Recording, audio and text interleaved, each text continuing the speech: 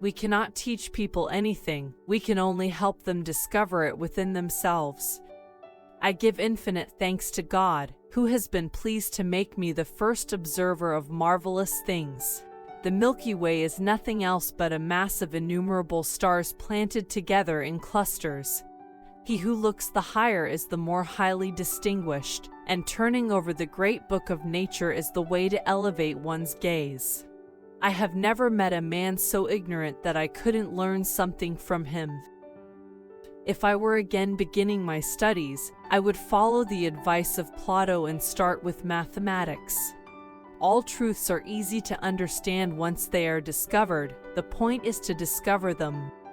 The nature of the human mind is such that unless it is stimulated by images of things acting upon it from without, all remembrance of them passes easily away.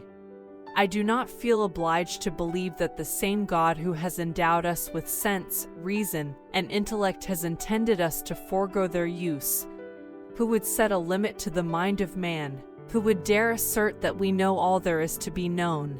It vexes me when they would constrain science by the authority of the Scriptures, and yet do not consider themselves bound to answer reason and experiment.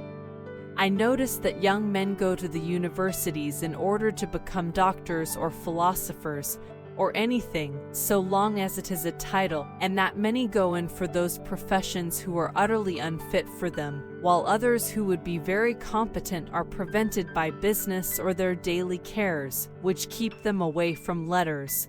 The sun, with all those planets revolving around it and dependent on it, can still ripen a bunch of grapes as if it had nothing else in the universe to do.